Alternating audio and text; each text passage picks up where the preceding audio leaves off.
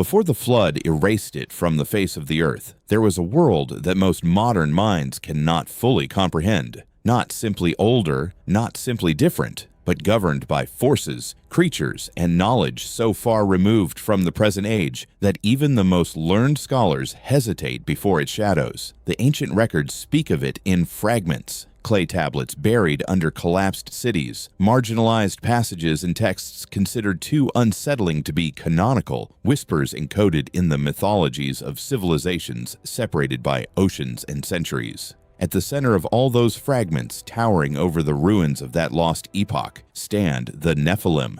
The name itself is heavy with unresolved meaning. It has been translated as the fallen ones, as those who cause others to fall, as giants, as the mighty, as the condemned.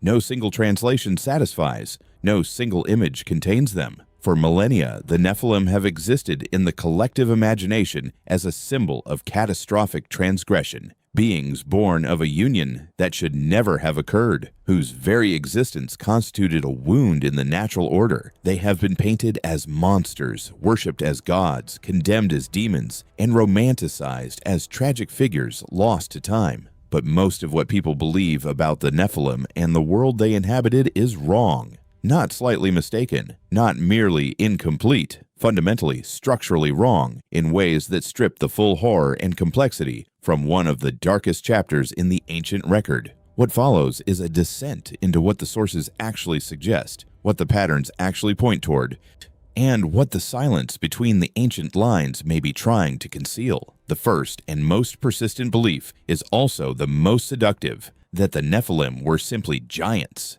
that the entire mystery begins and ends with physical size. The image is familiar: enormous humanoid figures, taller than any natural man, requiring vast quantities of food, inspiring primal terror in ordinary people. This reading is not without basis. The Hebrew text of Genesis describes the Nephilim as being present in the earth in those days, and the same term surfaces in the report of the spies sent into Canaan, where the sons of Anak, described as descendants of the Nephilim, make ordinary men feel like grasshoppers by comparison. The physical enormity is real. The tradition is ancient and consistent across cultures.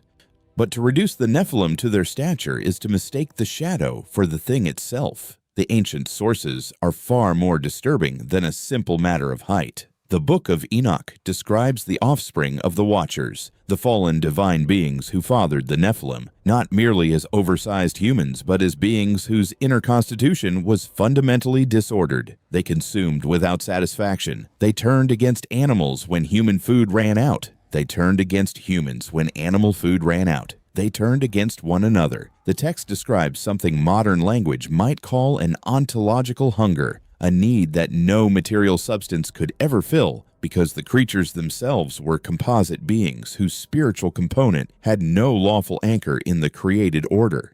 The ancient Mesopotamian texts support this. The Sumerian and Akkadian records are populated with figures of ambiguous divine human origin, and the consistent pattern is not simply gigantism, but a kind of excess strength, excess appetite, excess destruction. The physical size was merely the most visible symptom of a deeper disorder. To speak only of giants is to tell the least frightening part of the story. The second belief follows naturally from the first, that the world the Nephilim inhabited was primitive, violent, and essentially chaotic. A prehistoric wasteland where enormous creatures wandered without purpose. Civilization had not yet taken root, and human beings lived in crude shelters, utterly defenseless. This image of a primitive antediluvian world has shaped everything from religious art to modern fiction.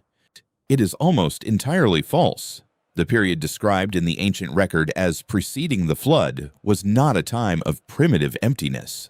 The Book of Enoch is explicit. The Watchers did not arrive in a world of ignorant savages. They arrived in a civilization already capable of organized life and proceeded to accelerate it in directions it was never meant to go. The text describes them teaching human beings metallurgy, specifically the forging of weapons and instruments of war, along with knowledge of sorcery, celestial movements, and roots with pharmaceutical power. This is not primitive chaos. This is a sophisticated civilization receiving knowledge it was not equipped to handle responsibly. The ancient record suggests that the antediluvian world was not less advanced than what followed the flood. It was differently advanced, in ways that may have been far more dangerous. Knowledge without the corresponding moral framework to contain it is not civilization. It is catastrophe with an elegant surface. What the Nephilim and their progenitors built in that lost age was not a wasteland. It was a world of terrible sophistication that ultimately devoured itself and was then deliberately erased.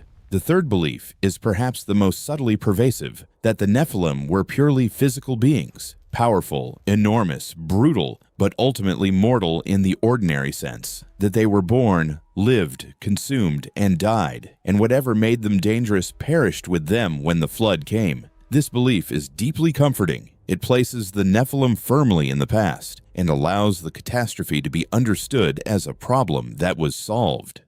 But the ancient texts do not allow this comfort. The same passages in Genesis that introduce the Nephilim describe them as the mighty men of old, men of renown. The word translated as renown shares its root with the Hebrew word for name, Shem. These were beings whose memory was encoded into the mythological consciousness of the ancient world. And the Book of Enoch addresses what happens to the spirits of the Nephilim when their enormous bodies die. The answer is profoundly unsettling. Those spirits do not follow the path of human souls. They remain in the world, neither fully of heaven, nor capable of returning to it. They become wandering entities described as the origin of what later traditions would identify as evil spirits, forces of affliction inhabiting the lower atmosphere of the created world. The physical Nephilim died.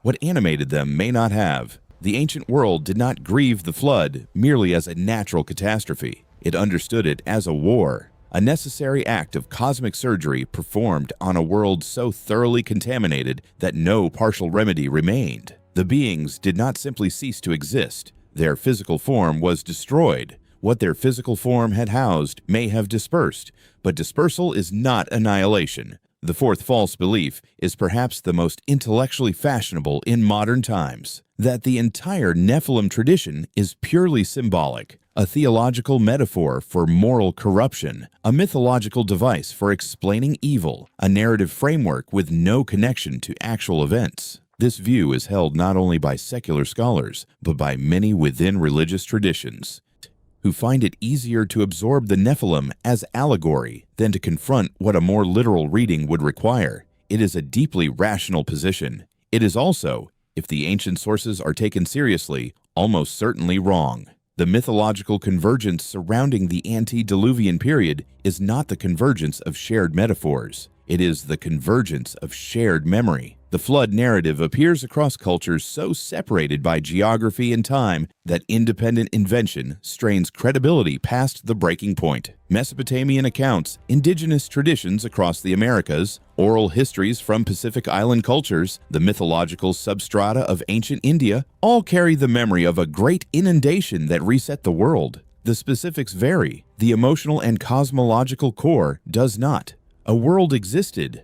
Something catastrophically wrong occurred. The world was remade. The Nephilim tradition follows the same pattern of convergence, the motif of powerful semi-divine beings born of illicit unions, whose existence introduced violence and forbidden knowledge, whose destruction was necessary for any ordered world to survive. This appears not only in Hebrew texts, but in Sumerian mythology, in the Greek tradition of the Titans, in Norse accounts of beings whose existence threatened the cosmos. What rational scholarship dismisses as metaphor, the ancient world consistently presented as memory. The question is not whether modern sensibilities find this convenient. The question is what the ancient sources were actually trying to preserve. The fifth and final false belief may be the most haunting, because it governs how people feel about the subject rather than simply what they think. The belief that this story is ultimately one of divine victory, of cosmic order reasserted, of a catastrophe contained.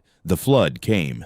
The giants drowned. The contamination ended. Order was restored, and the world that emerged was clean and ready for a new chapter. The darkness was behind. The problem was solved, but the ancient sources do not describe the aftermath of the flood as a world purified. They describe it as a world diminished. Human lifespans recorded in the antediluvian genealogies drop sharply after the flood, from centuries to decades within a few generations. The knowledge possessed in the age before is not simply forgotten. It is described as deliberately buried, encoded, or destroyed.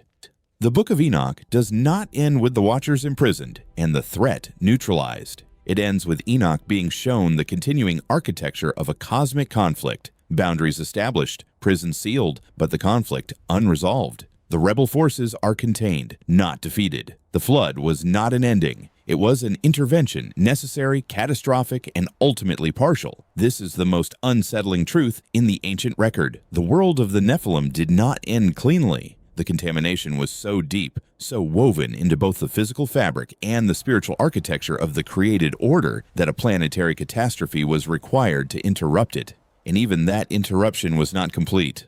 The knowledge the Watchers had transmitted could not be fully unlearned. The patterns that shaped the antediluvian civilization persisted in human memory and longing. The spirits of those enormous fallen beings continued to haunt the landscape. The myths encoding the memory of that age were preserved precisely because the people preserving them feared it might return. What is left, then, when the 5 common beliefs are stripped away? Not giants in a primitive wasteland, ended by a simple flood and safely sealed in myth. Something far older and more complex, a civilization of dark sophistication built on forbidden knowledge. Beings whose disorder was not merely physical, but ontological. A catastrophe that was simultaneously a judgment and an admission that some wounds do not fully close. A world erased but not entirely forgotten, and perhaps, in the depths of the oldest and most carefully guarded texts, is not entirely gone. The Nephilim do not yield their secrets easily. They were not meant to. Whatever they were, they point towards something in the structure of reality that the modern age has chosen to look away from. Something immense and disordered and ancient that once walked the earth under a sky darker than any sky now living. Something the flood was meant to bury. Whether it stayed buried is a question the oldest texts leave deliberately, disturbingly open. Sonnet 4.6